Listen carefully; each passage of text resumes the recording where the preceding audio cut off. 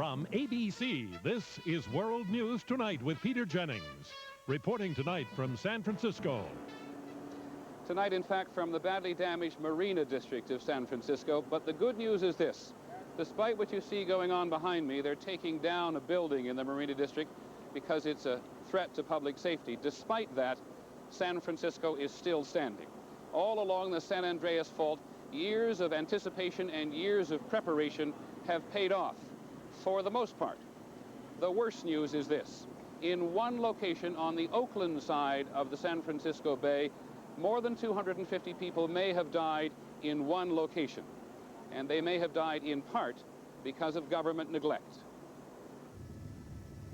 When a mile-long section of Highway 880, the Nimitz Freeway on the Oakland side of the bay, suddenly pancaked onto the lower roadway, hundreds of people were on their way home from work. According to officials in Alameda County, more than 250 of them never had even a chance. They were crushed beneath tons and tons of concrete and steel. Rescue teams have worked throughout the night and day, but only a handful of people escaped or were freed alive. Those who did make it out alive were rescued by local residents who came to the scene as quickly as they could, only with carjacks and crowbars. The people couldn't say anything. They were just in shock. People their eyes were pulling back in their heads, rolling around. They were dazed. They didn't know where they were. All they knew that someone was helping them. Today, there are ever so many questions as to cause. This section was built in the 1950s before its concrete columns would have been reinforced with steel. Its road surface had been reinforced after a much smaller earthquake did minor damage some years ago. But a second phase of refitting the highway, wrapping its columns in steel, was not done, even though the road is heavily traveled. It was not considered a high enough priority, and the money was never authorized. The chances of it failing, if it had gone through a full phase 2 retrofit where the columns were strengthened, would have been greatly reduced. If it had been a part of the program, the tragedy would have probably been considerably less. Tonight, dogs are still seeking out the signs of human life, but there is very little optimism. There are horrible scars all over the landscape and in people's lives, but the random death on the freeway does not represent the whole picture. This was a very powerful earthquake, but this is not Soviet Armenia or Mexico City.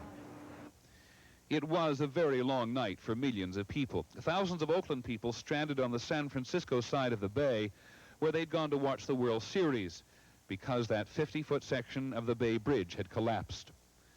There was profound anxiety on the San Francisco side, especially in the Marina section between the Bay Bridge and the Golden Gate, because that is where much of the damage was done.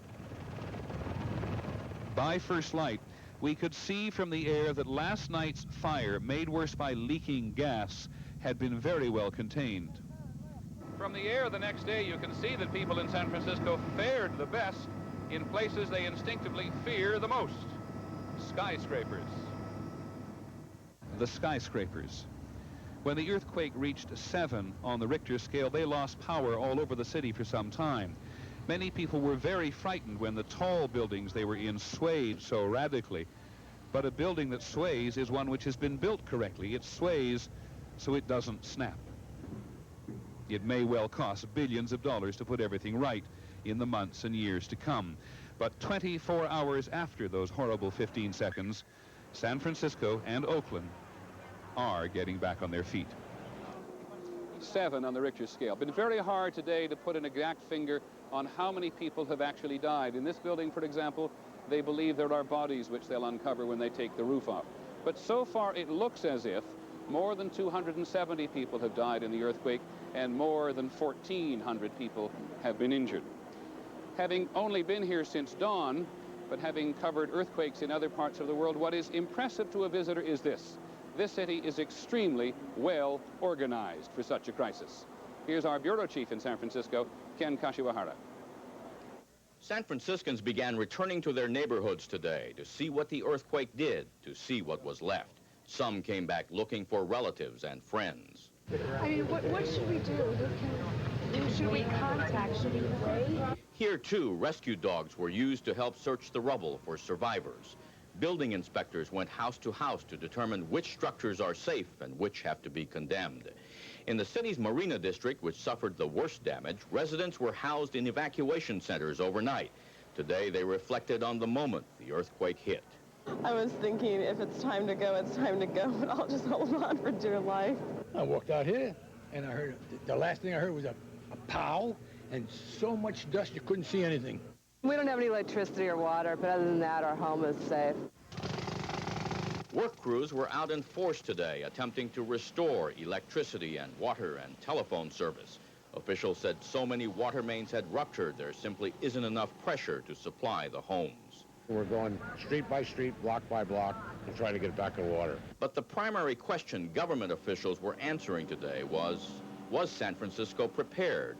We've had planning and training underway to prepare local government to respond to this size event, and our building code deals with this size event quite readily.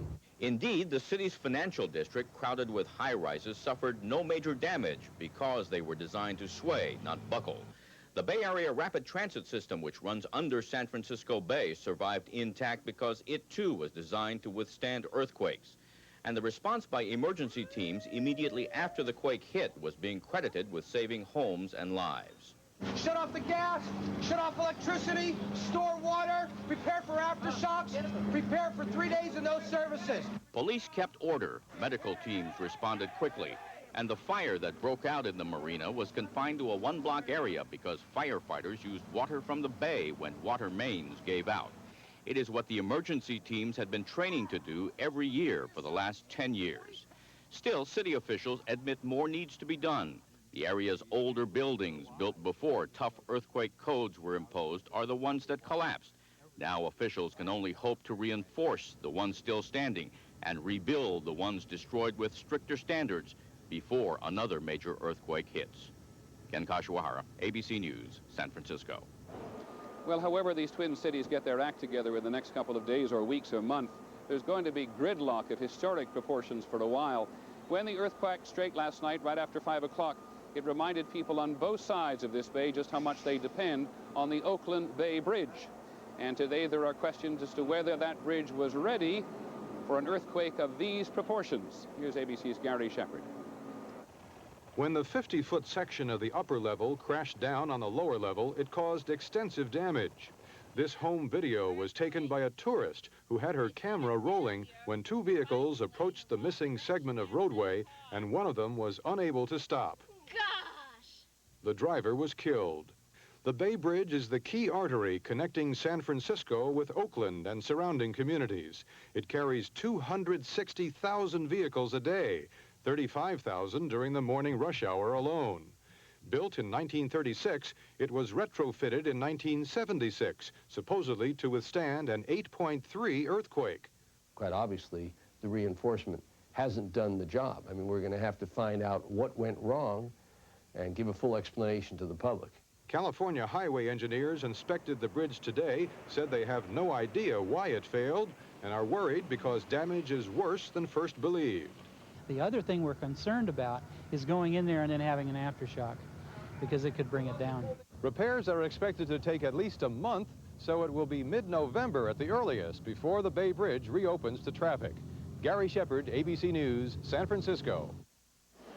Though the focal point of the earthquake has been San Francisco and Oakland, the epicenter, remember, was at Santa Cruz, 65 miles south of here on the Pacific coast. Between here and there, other cities as well as towns and smaller communities still have all had their own disasters to deal with. Here's ABC's Brian Rooney. This area took quite a shaking. In San Jose, windows rattled, and the girls' volleyball team ran from the court in near panic. 45 miles away, Santa Cruz this morning looked from the air like a pleasant seaside town, the amusement park by the shore and the homes clinging to the cliffs over the Pacific. But at least one person died last night here in Ford's department store in the historic business district. The Pacific Garden Mall, as it's known, was badly hit. Many of the quaint Victorian buildings lost walls and windows. This man had just stepped out of a coffee shop to put a quarter in a parking meter. 20 seconds more, I would have been through the door and back where this building collapsed on top of a And the place I was working where the roof came down and everything. Several cars were crushed by falling trees and bricks. Some businesses were wiped out in seconds, and a few of the buildings so badly shaken they might not be saved. At one end of the street is an old hotel with mostly elderly residents who had to be evacuated. The ceiling began to come down. It was a horrible, horrible feeling. In nearby Watsonville, as it was everywhere, water and power was knocked out, making it hard for hospitals to treat the injured. In the Watsonville Community Hospital, the pharmacy was nearly destroyed. Floors heaved and ceiling panels fell. The staff treated about 40 people for cuts and broken bones. One of the waves of the waterbed threw me towards my window. And instead of taking the window across my chest, I sort of continued to dive through on the front lawn and caught my leg. In Los Gatos, closest to the epicenter of the quake, residents were left today with only one day's supply of water. Along Los Gatos Boulevard, every other house was so badly damaged, people just held on to what little they had left. Brian Rooney, ABC News, San Jose. This earthquake was a reminder for everyone in California what the potential is. It was felt as far south as Los Angeles, and for that matter, as far east as Reno, Nevada. If you didn't live in this neck of the woods, you might not appreciate just how much a part of life thinking about and planning for earthquakes really is. What do you do in the case of an earthquake? Well, around here, you can, among other things, look in your phone book. There are the instructions, what to do in case of an earthquake, right there in the first few pages. That's how seriously they take the threat. We'll be back in just a moment. This is World News Tonight with Peter Jennings in San Francisco. Brought to you by Theraflu. Californians have had ample opportunity today to hear President Bush express his condolences to those people who have suffered, and a lot of people have, and a great many Californians think he may, in time, actually come out here to say it in person. But today, the more important question for people here is whether or not the federal government is going to send money. Here's our White House correspondent, Britt Hume. The president took the unusual step today of touring the FEMA, Federal Emergency Management Agency command post, and even took the phone from one startled bureaucrat to hear directly from a state official in California. Jeff, this is the president. How is it doing out there? The White House denied this was all an effort to head off another torrent of criticism, such as that which followed the federal relief efforts for Hurricane Hugo. The president insisted that had been unfair. But I guess you can never avoid all criticism, but FEMA then responded very promptly, and I can assure you they're responding very, very promptly now. The president had wasted no time this morning in signing an order making the earthquake area eligible for federal disaster relief. I've already signed it. A major question now is money. About $273 million remains of the $1.2 billion Congress approved for Hugo. Officials said that will be used to start relief efforts in California. So to say we have enough is not a statement I will make unequivocally, but I would say this: we have enough for the immediate response for sure. Congress, no doubt, will be eager to provide much more money, the budget deficit notwithstanding. The president is not likely to object after the criticism of his response to Hurricane Hugo. It's no accident that Mr. Bush, who waited a full week before going to South Carolina after Hugo, is planning to be in California at the end of this week. Britt Hume, ABC News, the White House. No earthquake is complete without aftershocks. There have been some here today, but none of them enormous. They go on getting ready to take the top off that building. That's what all the racket is, and see whether or not there are any bodies in there. And because a lot of buildings here in this district are simply posing a threat to public safety, as we said.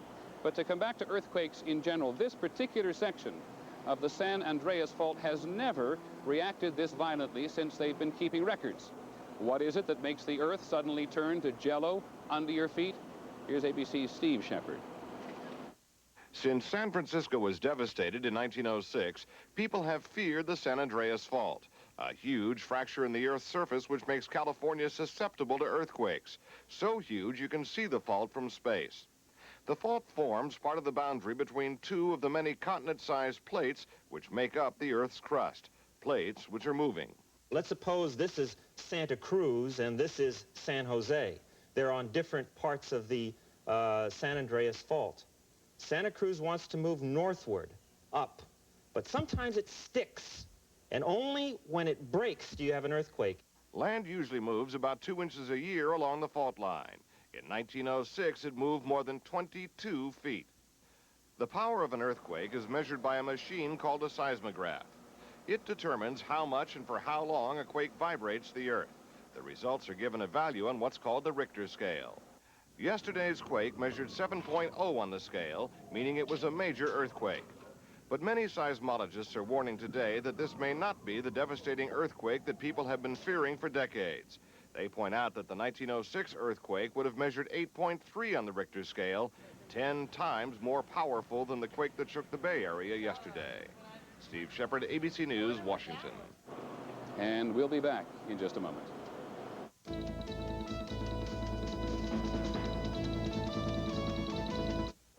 Well, 50 years from now, baseball trivia fans may be asking, what was the first World Series to be interrupted by an earthquake?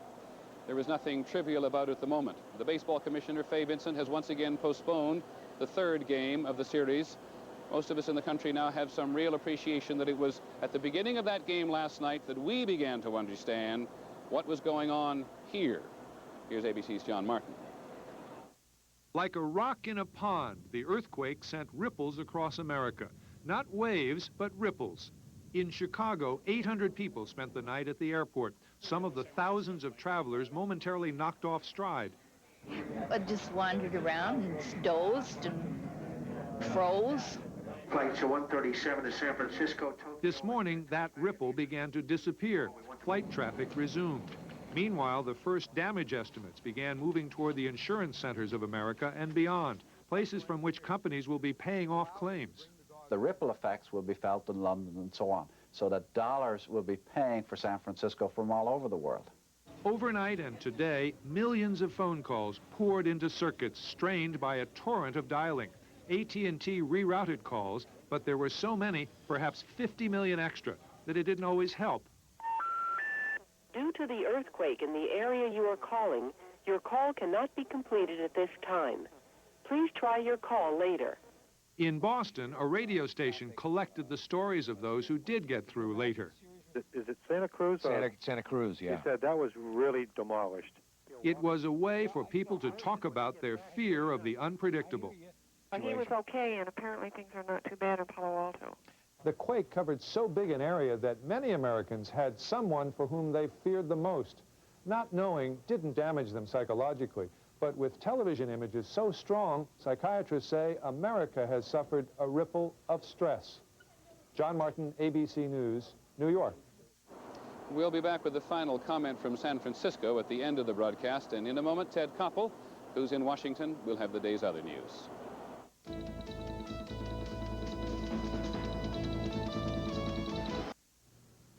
The weather at Cape Canaveral wasn't the greatest today, but it cleared up long enough for the space shuttle Atlantis to lift off. On board, along with the 5 crew members, was the Galileo spaceship, headed for a 6-year journey to Jupiter. Here's ABC's Morton Dean. The early indications were the shuttle would not fly today. We're no-go for launch at this time. Just because of weather? Because of weather. After a postponement last week and a disappointment again yesterday, the crew members, 3 men and 2 women, were finally rewarded for their patience. 3, 2, 1. We have ignition and liftoff. Despite the threat of bad weather and the threat of anti-nuclear protesters to prevent the launch, Atlantis was on its way and passed one of its most challenging moments with flying colors. Separation of SRBs confirmed. The main business in orbit, delivery of the unmanned Galileo interplanetary spacecraft with its nuclear power packs. The Galileo has its own special mission to accomplish, a journey to Jupiter, a scientific adventure scheduled to take 6 years. For the shuttle itself, it's a 5-day mission with a return to Earth planned for Monday at Edwards Air Force Base, California. Morton Dean, ABC News, Kennedy Space Center, Florida.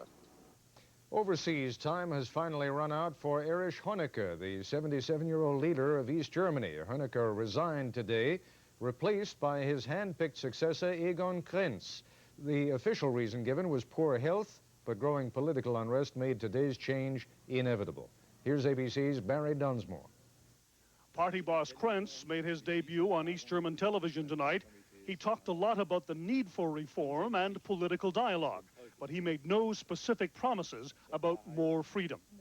As the head of security, noted hardliner, and Honecker's choice as successor, perhaps that's no surprise. History will remember Erich Honecker as the man who supervised the construction of the Berlin Wall. It tells us something about the man that he was always proud of that accomplishment. It was, he said, a contribution to peace. Such misreading of reality was Honecker's undoing. Only 2 weeks ago, Honecker staged a huge party to celebrate East Germany's 40th anniversary and told Mikhail Gorbachev that things were just fine. They were not. More than 50,000 East Germans had fled their homeland in recent weeks, and tens of thousands more demonstrated for political reforms. And so, for the first time, the people of East Germany have actually forced a change in their leadership, which means it's a brand new situation. Barry Dunsmore, ABC News, Berlin. And major changes in Hungary today. The country's parliament adopted constitutional amendments ending one-party rule and setting up free elections next summer. It also changed the country's name from the People's Republic of Hungary to just the Republic of Hungary. Another journalist has been murdered in the Colombian city of Medellin. Diego Vargas Escobar had received death threats several days ago, apparently from the city's drug lords. He is the third journalist to be killed in Colombia this month. A more normal day at last on Wall Street. The Dow Jones Industrials gained about 5 points. Trading was moderate. Peter Jennings will have a final report from San Francisco when we come back.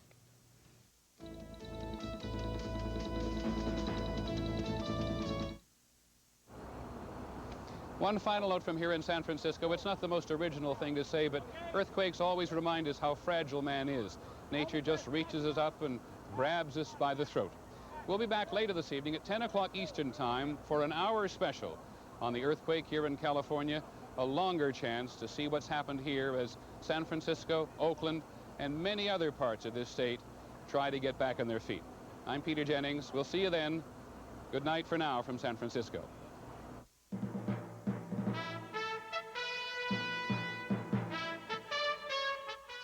This has been a presentation of ABC News, where more Americans get their news than from any other source.